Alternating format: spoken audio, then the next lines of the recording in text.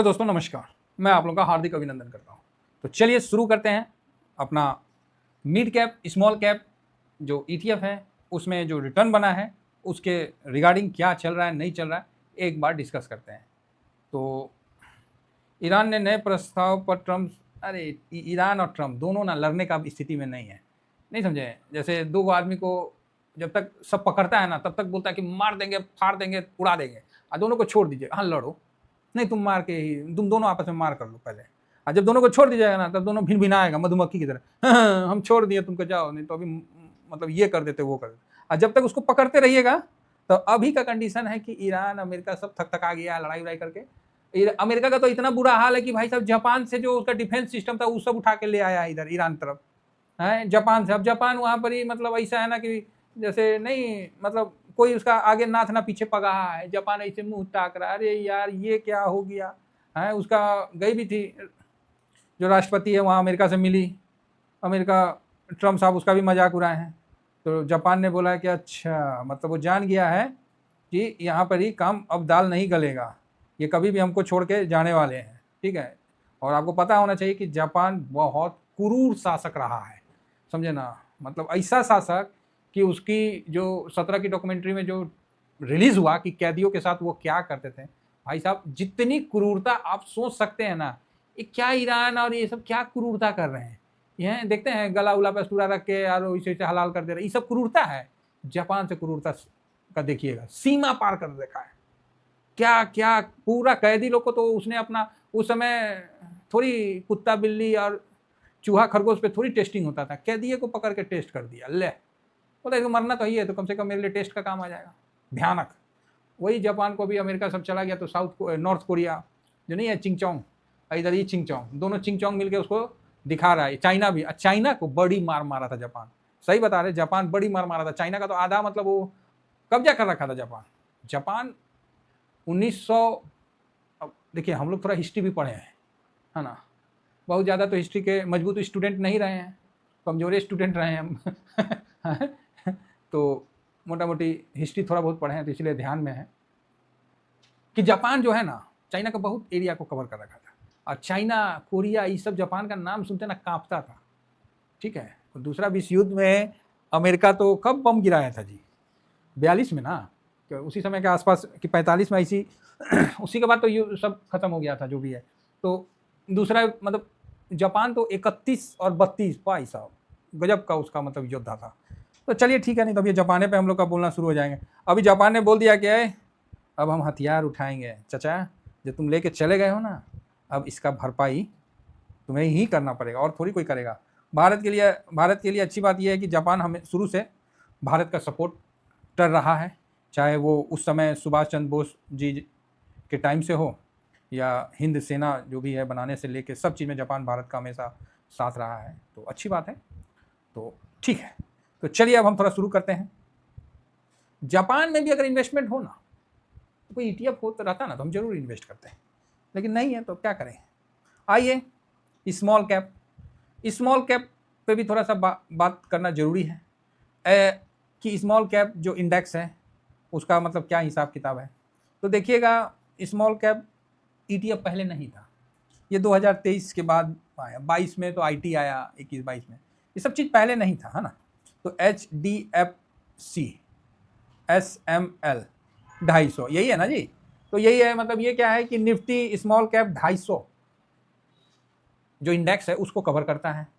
और आप देख सकते हैं कि अप्रैल 23 से 24 और 25, है ना, मतलब 24 सितंबर तक यहाँ तक एक तरफा आंख बंद करके तेजी हुआ, ठीक। तो आप बोलोगे हाँ, अब ये जो तेजी हुआ इसको एक बार देख लीजिए कितना परसेंट भागा, 115%।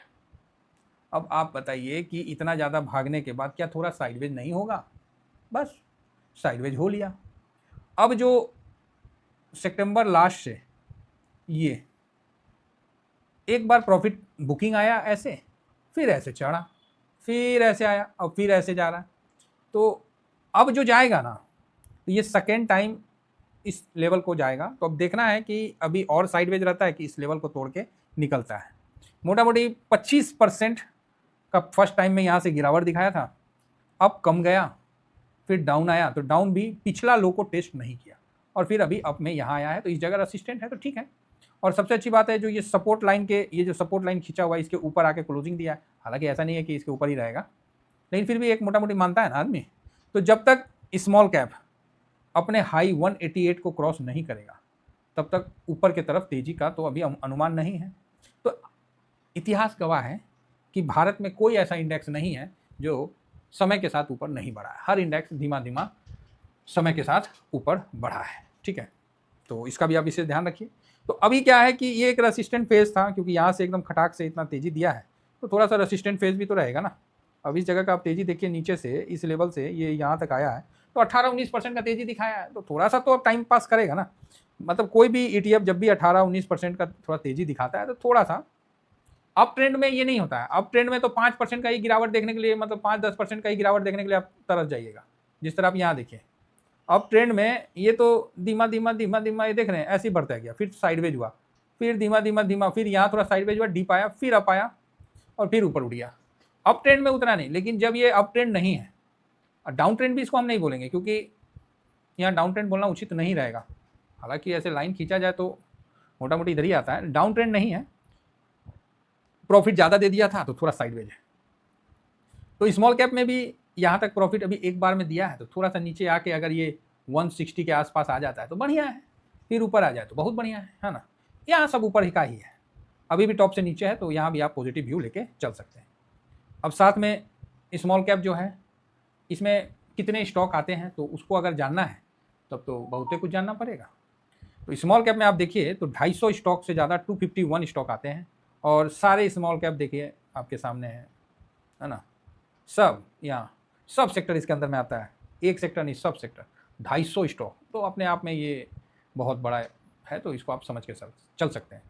एक साल में देखिएगा तो अभी रिटर्न ठीक हो गया है, और 5 ईयर लगा दिए हैं, लेकिन 5 ईयर का तो है नहीं, 23 से ही है, तो आप देख सकते हैं कि 86% का रिटर्न दिया हुआ है, तो बढ़िया है।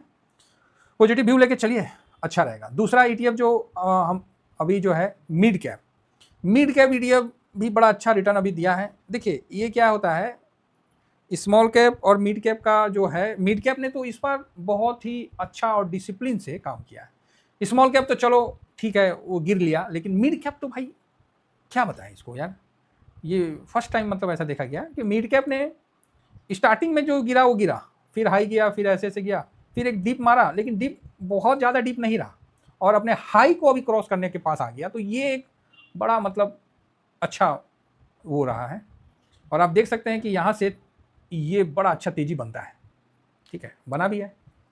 हालांकि यही चीज़ 24 में नहीं बना, 24 में सितंबर तक बना, 25 में भी यहाँ तेजी बना है ना। तो अभी इसकी बारी है, तो देखिए कहाँ तक तेजी बनता है।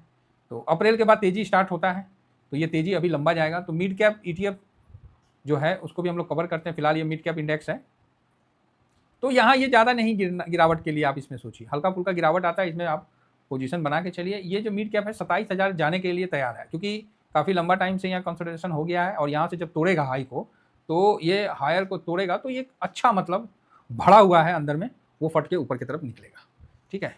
तो बाकी जो हम लोग मिड कैप ETF को कवर करते हैं वो हम लोग उसको भी चेक कर लेते हैं कि उसका क्या स्थिति है। तो यहाँ आपको दिखेगा मिड कैप ETF ये 150 स्टॉक को कवर करता है। ये देखिए हम लोग का ऑलरेडी लगा हुआ है, और ये भाई साहब यहीं टकरा के यहीं रुक रहा है। तो अभी 22-23 पे चल रहा है, तो 2250 के आसपास है क्लोजिंग इसका, ठीक है।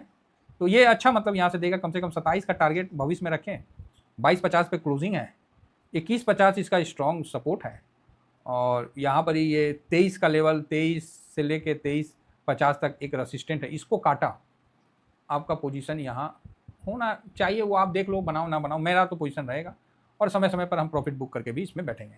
मिड कैप इस बार बड़ा अच्छा दिया, निफ्टी हाई पे नहीं आया लेकिन मिड कैप हाई पे आ गया, ये एक बड़ा पॉजिटिव संकेत है। तो इसको आप इग्नोर नहीं करिए, पोजीशन बना के रखिए, और स्विंग करते रहिए। स्विंग का मौका मिलता है तो स्विंग भी करते रहिए। तो मिड कैप ETF काफ़ी पॉजिटिव है, अपने लाइफ टाइम हाई को भी इसने चुनौती दिया है, तो बढ़िया है। तो सबसे पहला life time high mid cap ETF भी बनाएगा, ऐसा लग रहा है। फिलहाल इतना ही कहकर अपनी वाणी को विराम दूंगा। Thank you very much. जय हिंद, जय भारत।